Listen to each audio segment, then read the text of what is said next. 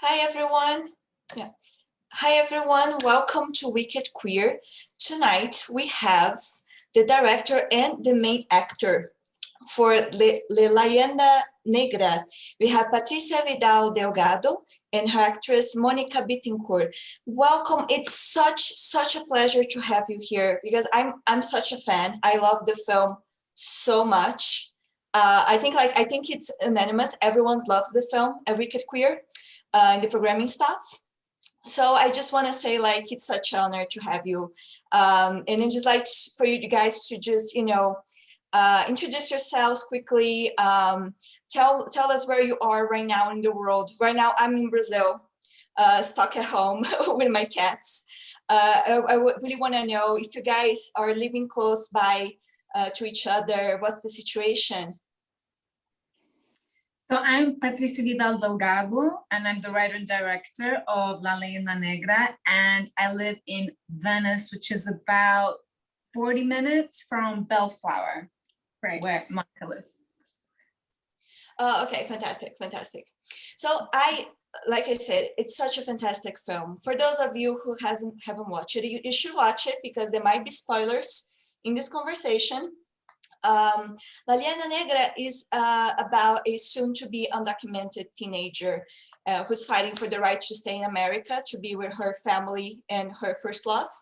It's a very emotional coming-of-age story, very beautiful, beautifully shot in black and white. Congratulations on that, by the way. And I really want to know, Patricia, how you got to this film, like how you got to this particular story. What was the journey of making this film? How you met Monica? Is this your first film? Are you an actress? Tell me everything. This is my first film, my first time acting, my first everything. I want to say. Wow, like that is so amazing, though. That is so amazing. So how did you find Monica, Patricia? So I had shot in Compton before. I had written and directed a short film called The Hood, and I had worked with Juan Reynoso, who apart from being a professional actor, is also the head of TV and media production at Compton High School. And I had such a good experience working with him and shooting in Compton that I told him I'd like to do a feature. And he said to me, well, you know, a lot of my students, they're interested in being in front of the camera. So why don't you come one day after class to come and meet them?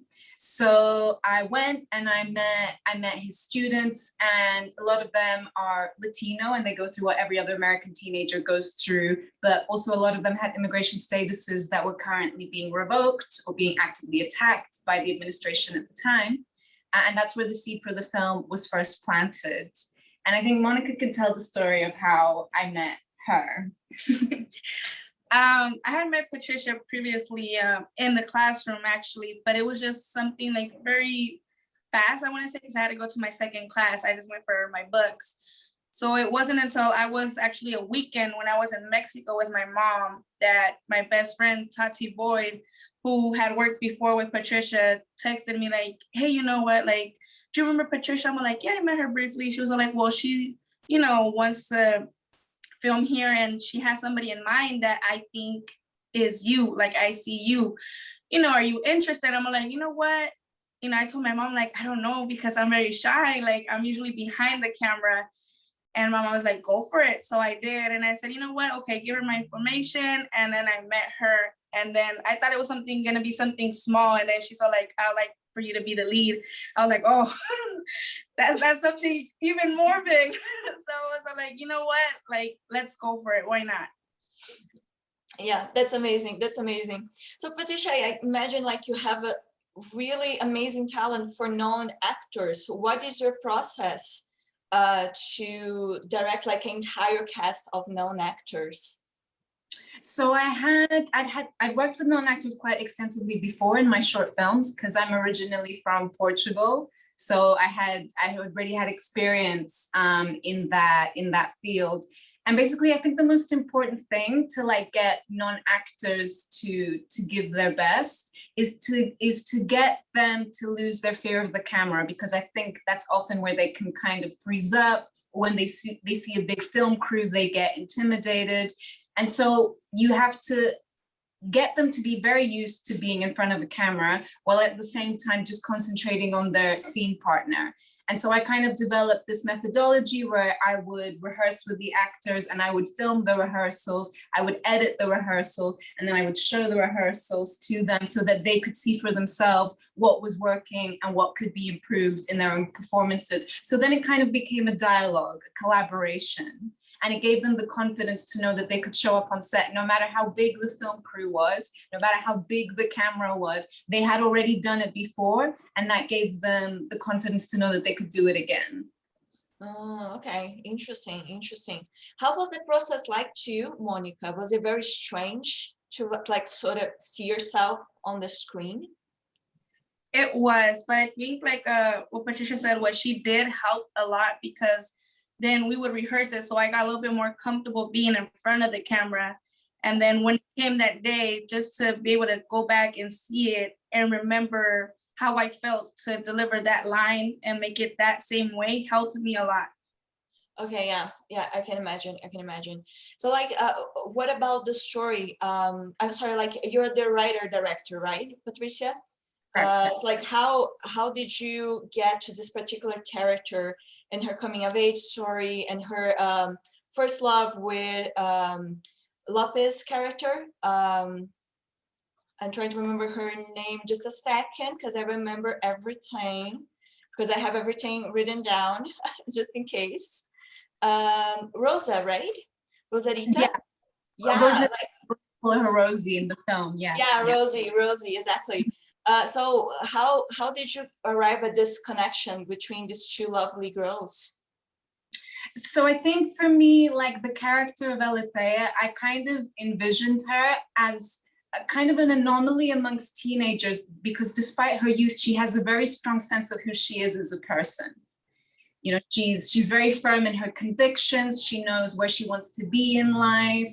She knows how she wants to get there. And I felt that self-awareness, that self-knowledge, it would extend to all the areas of her life. So it would also extend to her sexual identity. And she's someone who, you know, she's 18 years old and she's aware that she's different, but she's not ashamed to be different. She's actually very proud to be different. She's very unapologetic about who she is as a person. And for me, it's like, I think that's what Rosarito, that's why she gravitates towards Alethea, because she has this self-confidence that she lacks so profoundly in her own life. Yeah, it makes total sense. Yeah, exactly. Like, oh, Monica, how do you see yourself in the character? Like, what aspects of her personality of your own art of your own as well, or do you not see yourself at all in Alethea? I do see myself in her. I see the quiet parts of me and her. The walking around school with just her headphones, like that was me all the time. So in a way, I kind of did connect with her in that. She's very feisty. She says what she wants to say, how she feels. I am a little bit like that, but not really, because I'm more like held back. I stay quiet a little bit more. So she's a little bit more out of her shell than I am. So I think that's the only thing that was a little bit more tough for me, that I'm like, oh, do I see myself doing this? But besides that, I think I connected with her. Yeah, it's so amazing because we all connected with her, you know. It's just like it's so funny because I'm not like her at all, but like I see myself in her, like in little things that she does. But let me ask you, the scene that gets to me the most is the scene, like, again, spoilers, you should have watched the film by now if you're watching this Q&A. Is the scene where she finds out she's not going to stay in the US, and her emotional breakdown is so powerful. I just want to know, like, how did you get to this scene? What was your process for that particular scene? Because it's so emotional, you know, and so vulnerable. Yes, that I believe it was that same year I had lost my father. So I think that was one of the things that helped me get to that stage where I needed to be. You know, like I did it, and like in a way I was still thinking like I have to do it where it doesn't really get to me as much, so I can be able to deliver my lines, to say it how I need to say it, and also to make it to where she saw it coming out of me, you know, with the expression in my face, with everything. So that's how I got to that. Moment. Yeah, amazing. What about you, Patricia? What was your process to writing that, or was it more improv? I think that was a scene that we did rehearse with Juan Reynoso. And I think that, I mean, she'd already told me that she could get there, but that she was going to need some quiet time by herself before we rolled the cameras. But I like to think the fact that we had rehearsed with Mr. Reynoso before we shot, I like to think that gave you a level of comfort and confidence. Yes, yeah. Because in a way I was thinking, I remember what did I do? I remember how I have to do it. Now I just need that emotion in me that day that we are recording it, you know. Of course, yeah, and it's amazing. I bet everyone says that, right? Like, I'm not the first person to point out that scene. When she cried, we all cried, like everyone. Oh, yeah. I'm sure that Matt, our DP, like he wiped a furtive tear from the corner of his eye. Like, we had to have a moment before we could continue with the next shot. Even the editor, the editor, like I didn't see him that day. He didn't see us, but like I want to say it was like 2 days later when I saw him, and he just like, Monica, that part, I mean, you nailed it. Even I had to get up and be like, take a moment to breathe, because he's like, you did an awesome job. Like, thank you. Amazing, guys, amazing. I'm really curious though about the response from the community. What were the replies that you had so far for the film? I think that I've mainly had like a lot of really positive feedback from like Latinos, you know, and, you know, not just in LA, like also, you know, Latino publics in like Philadelphia, in New York, that I think they've really embraced the film, because I would say that the majority of Latinos, even if they don't have any problems with their immigration status, because obviously they're born in America, they can still empathize with the plight of a lot of these TPS eligible teens that were brought to the States when they were like 2 or 3 years old and have been in America for like, you know, 16 years, 17 years, and they want to stay and they want to have a life here, but according to current legislation, they're not allowed, they're not recognized, and really there should be a pathway to citizenship for them. Of course. Yeah, on that subject, I'm really curious to know what has changed under this new administration, or has anything changed so far? So the injunction currently is still in effect. And what that means is that TPS is currently going to end only in October of this year. However, if the injunction is vacated, TPS, at least the designation for El Salvador, could be terminated immediately. So TPS for El Salvador still hangs in the balance, essentially. Yeah. I think like it's amazing, like such a powerful film could change the audience views on politics like that. Do you think like your film could be used as a chance for political awareness?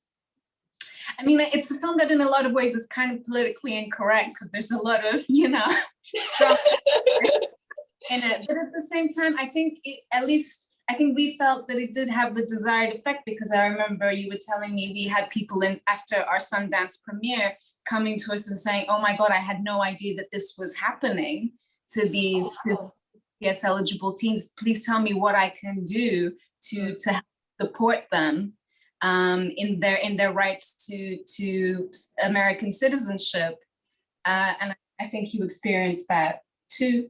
Yes, as well. Like when I say I didn't have knowledge of what's going on until I started working with the film, that I knew like, oh, like it opens eyes to say this is going on and we don't even know about it, you know, and we're all Latinos, we're all a community, and I didn't know this was happening to my brothers and my sisters, you know? So it's a real eye opener for everybody.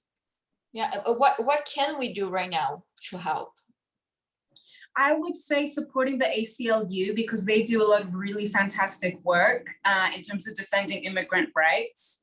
And kind of, you know, contributing in any way that you can, even of course, you know, with the pandemic, a lot of people have been financially impacted. So maybe you can't contribute financially, but you can retweet any, you know, kind of initiative that the ACLU has to kind of raise awareness for immigrant rights, you know, talk to people about it, because I think word of mouth does make a big, big difference. Yeah, yeah. Okay, amazing, amazing. Like, I'm really curious about your next project. Like, Monica, are you guys gonna work again together? Please say yes. And Monica, are you gonna continue your start your career as an actress?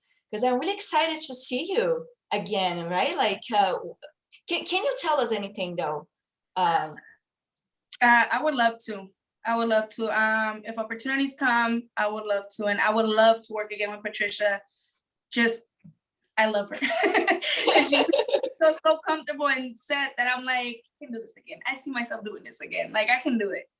So I hope so in the future. I'm definitely gonna push for her to keep acting. And yeah, I mean, there is a potential project in the works that would be shot in Mexico, but that's all I can say for now. For now, okay. Oh, mysterious. Can you tell us though if it's queer so we can program it in the future? You know, because it's still in the writing stages, I think that there's potential, yes. For that, okay, fantastic. But Monica, if you don't act, what are your career ambitions? What are you have on the works? I think I have to like really sit and decide because I have a little bit of everything. Like, I like being behind camera. I like to being in front of camera, sound. So it's just a bunch of little things that I love to do. So I just have to like sit down and be like, which one do I go first and see. Yeah, it makes sense. But do you ever plan on directing? I don't know. I feel like directing is something so big that I have to like sit down and really see, because it's a big job to do. I mean, Patricia made it seem easy, but it's kind of hard. I want to say if I give it a try, I feel like, I don't know if I'm gonna get overwhelmed of so much things that have to go. Everything relies on you. So I think that's something really big. Yeah, I know what you mean. Yeah, like, I'm really curious about Patricia, about like the process that got you to this feature. Like, you mentioned your shorts. We have a lot of beginner filmmakers who watch our programs, and they're like, I imagine they must be really interested in like, how do you go from a short to a feature? Can you tell us more about that? So when I made La Leyenda Negra, I was in my 3rd year at UCLA TFT. So I was actually in grad school. And La Leyenda Negra was what they call the thesis film, which is the film you have to make in order to graduate. And I mean, UCLA, it's quite unique in that sense, because a lot of film schools will not allow you to do a feature film to fulfill your thesis requirement. But UCLA does, and you retain all the rights to your work. Oh, interesting. Which again is rare. And that's the thing. I you know, obviously I was gonna make it a micro budget film, and I think the advantage of doing it at school was the fact that, you know, insurance was very cheap. We could get equipment for free. I could call in a lot of favors because, you know, I crewed on a lot of students' films, so I could then ask them to crew on my film for free. And so I do think that transition from short to feature was made a lot easier by virtue of being in that film school environment. Yeah, it makes sense. Yeah, but like, did you imagine you would have the success that you have had so far? Like, I imagine Sundance acceptance must have been like really amazing. Did you expect that at all? No, not at all, not at all. Yeah. I think we just try to make the best film. that we could make and just kind of make the film that we wanted to make. And you hope that anybody will want to watch it. But I think when you get that validation, it makes you think, I guess we did something okay. Yeah, I guess we did something right. Yeah. Yeah, I know. I'm really curious, like what advice would you give to people? I guess two different advices. One advice is for people who find themselves in the same situation as the protagonists of your film, and also advice for people who want to break into the industry, who want to be filmmakers, actors. What can you tell them? So I think the first one, like people who TPS eligible teens who are concerned about their immigration status, I think that there's a lot of legal aid because usually you can't really afford to hire an immigration lawyer. But I do think that there are many immigration lawyers that even if they don't work pro bono, they are happy to refer you to an attorney that will. And I think that in some cases, you might really need that legal support, and always try and keep informed. Unfortunately, that's a burden of being an immigrant in the US, is that it is your job to every single day go to the DHS website and look at what is going on and how that personally affects you or your family.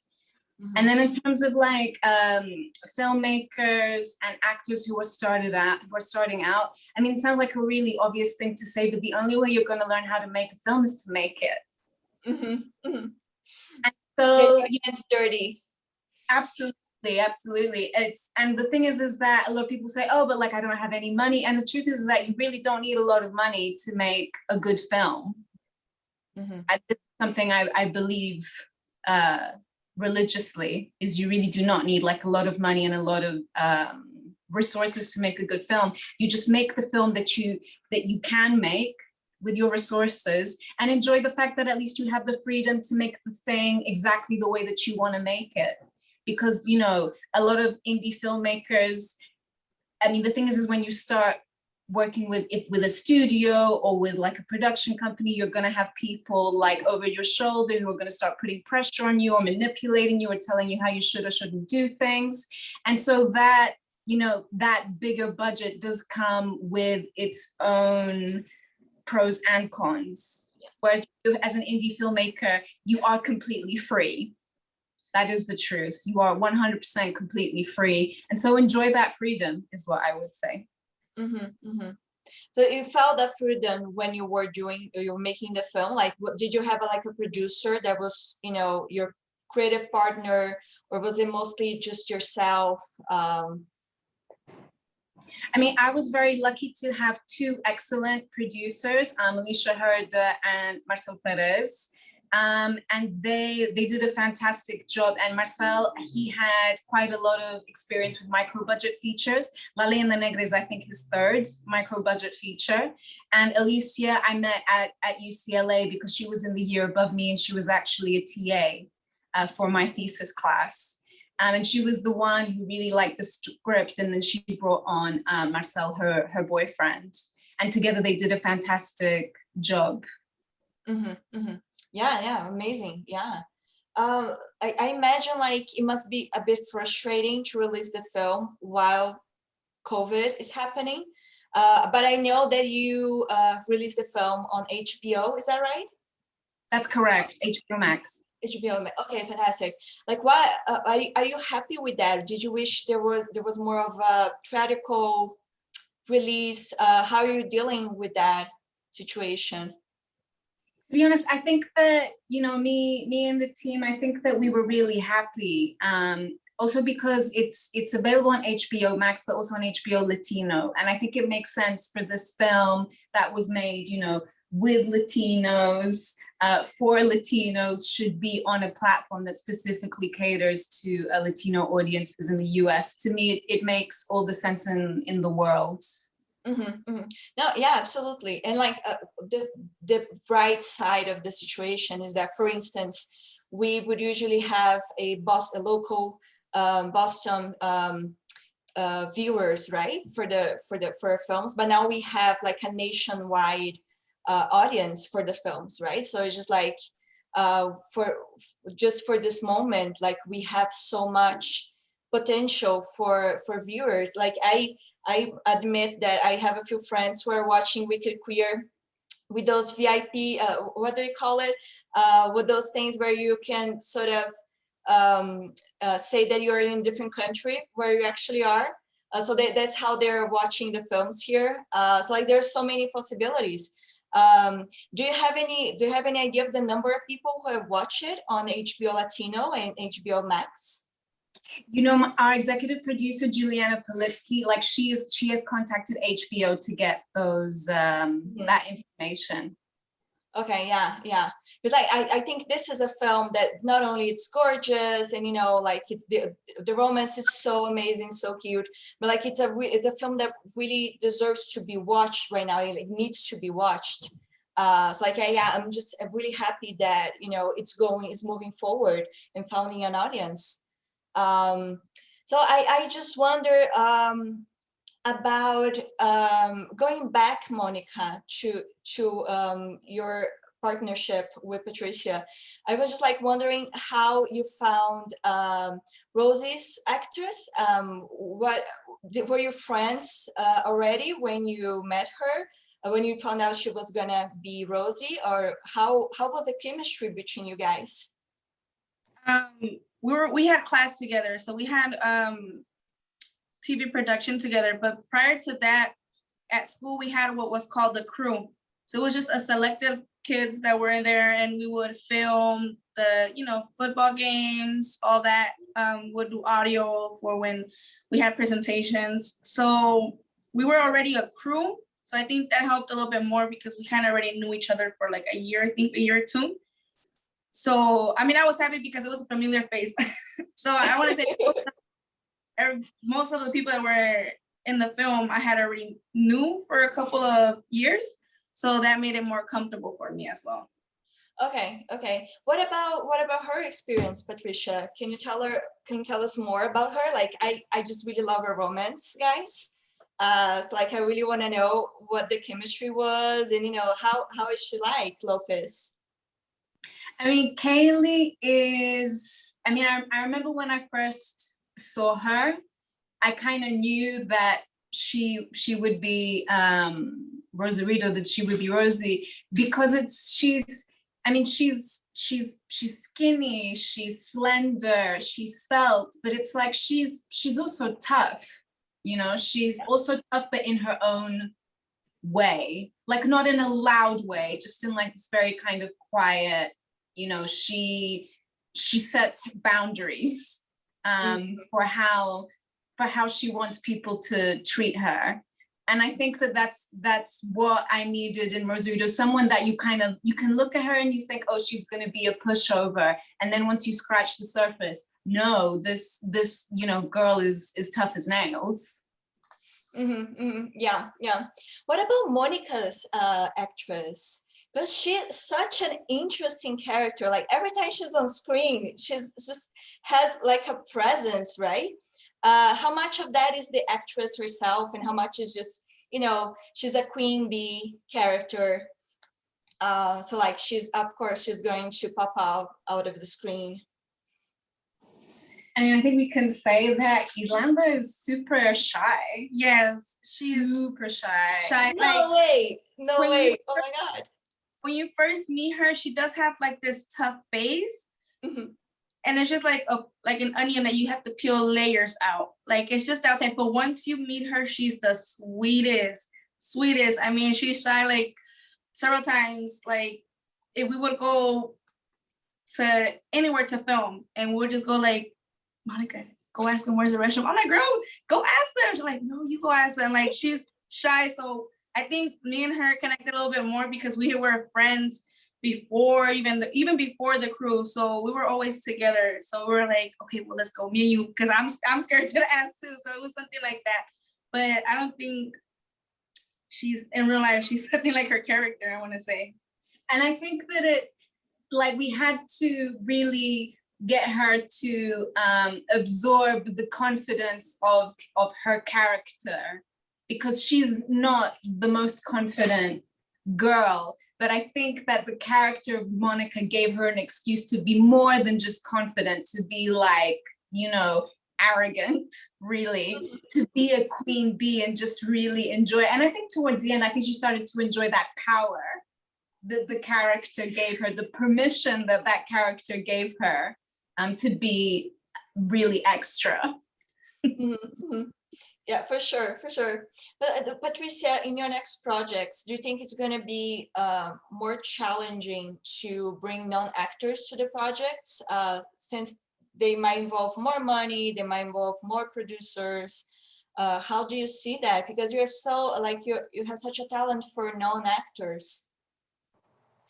I mean, there's something that is interesting because, for example, if we look at a film like Nomadland, there's a mixture, right? You have the super professional Frances McDormand and then a lot of non-actors. So I think that it is possible to get to a point where it's like you can play to your strengths as a director, because obviously Chloe Zhao is fantastic with non-actors and first timers, and kind of, you know, have the best of both worlds, because you still have the name actor, so you can secure funding, because it's important to have that attachment, while at the same time you can play to your strengths and still have those non-actors. But it's also important to point out that it is her third feature, so it might take a while before people will let me have that kind of a combination. That's right. Yeah. Yeah. Would you guys like to say anything else that I might have forgotten to ask? Like anything that people usually ask? No, nothing comes to mind for you. No. Because I mean, I had so many questions, but you know, sometimes people are really curious about something particular. I think I often get asked about why did you choose black and white? Yeah, it's so for me, I saw it like what would you call it? Like highlight the stark choices that she has to make. What was your motivation? Because it's lovely. It's so lovely, by the way. Yes, thank you. I'm sure Matt, like, you know, we've got to give a shout out to Matt Mayo, our fantastic DP, who did a really good job. So I think as the film kind of considers cycles of history, and it references like persecution of the other, colonialism, like intolerance, indifference, and it essentially asks the question, tradition or change. So with that idea of the cycles of history and there not really being positive change, for me, the idea to shoot in black and white, it came from that French idiom, plus ça change, plus c'est la même chose. And then in discussions with our DP, we both thought that the black and white would be a fitting visual representation of the polarity of choices our lead character has to make as a potentially undocumented immigrant today in the United States. Like about that, oh, Sean has a question. What is the significance? Sean, help me, Sean. What is the significance of the education lessons, both the documentary film and the book She Burns? So the documentary film that they show in class, which is The Buried Mirror, was something that was actually shown at a class in UCLA. And it was about the golden age of Mexican cinema. And so, you know, the documentary was kind of shown to, you know, talk about the Spanish conquest of Mexico, but the discussion was, to me as a European, like very pro-European. It was almost like lionizing the conquistadores and their exploits in Mexico. And I had like Mexican classmates, and I was like, you know, how do you feel about this narrative and this like flavoring of the facts? And they were like, oh, well, you know, we're kind of used to it, you know, I'm not really gonna say anything, it's just another day in class. And I just thought, you know, if I put the character of Alethea, like someone who is so outspoken in that context, there's no way she's not gonna say something. She's gonna say something and she's going to say it loud. So that's the significance really, and the choice that, the reason that I made that choice about the documentary. And then the book that she burns is actually also a very pro-European account of the Spanish conquest in Mexico. So it was kind of, again, going back to that rejection of this revisionist history that strays from what we really, today we know what actually happened in Mexico, which is a lot of innocent people lost their lives just for defending their land and their culture. Yeah, yeah. Sean is saying here in the comments that both these moments were so powerful. Like I wonder about the choices that Aletheia makes in the film, because it's a bit, it would be easy for her to not be an activist, right? Like for her to not make things that the audience might find problematic or doubtful. So what was the reasoning behind it? I think for me, like a big key to Aletheia's character is the fact that her stepfather is a teacher. And in my mind, I think he really encouraged her to think for herself, to not believe anything that anyone tells her just like off the cuff. Like if there are things that she's curious about and that she's interested in, to do her own research, to kind of do a deep dive and do a deep dive in the subject and make up her own mind. And I think that that really is what makes such a big difference for Aletheia, is that she's a woman, but she's a woman who's been encouraged to think. Thinking is not a bad thing. Thinking is a good thing. Thinking is entirely free. And I think that when she can really look at her position as an immigrant through that lens, I think she feels really obliged to do something, to say something.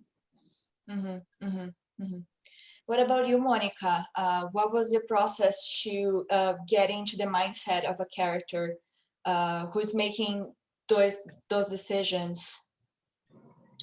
Well, like Patricia said, it takes a lot, but it's also, for me, was a lot of just being in her shoes and everybody else's shoes, and trying to get into that feeling of how they feel, how we all feel as a community, you know, as Latinos, that hurt that we all have. In a way, it's like, yeah, you know, like some people say, well, that's not right. Well, that's you. In a way, we kind of don't know what everybody thinks or what's their process. What's their process to say, it's okay, let's keep going because maybe tomorrow's a different day. We never know. So sometimes we just have to like pause and think. And because we never know, maybe that situation was different to somebody else. Maybe they had it even worse. You know, it's just, we never know, but we have to like take that moment to stop and think and feel for like how they feel, how we all feel. Mm-hmm, mm-hmm. Yeah, empathy is key for sure. Like guys, this has been an amazing Q&A. Like I'm so satisfied. I'm so happy. Thank you so much for joining us today. I hope everyone appreciates the film as much as as the staff have. So I guess since you can't tell us about your next project that we so want to hear about, I guess that's where we end our conversation. Thank you so much. The film and the festival goes into the 18th, so you have until Sunday to watch everything. If you haven't watched our other films, we have amazing selection of features and shorts program. Yeah, so come on over at wickedqueer.org. Thank you guys. Thank you so much. Thank you so much, Sofia. Obrigada. Oh, de nada. Shall we redo the interview in Portuguese just to troll everyone? Okay. Perfect. Okay, bye-bye, guys. Bye. Thank you.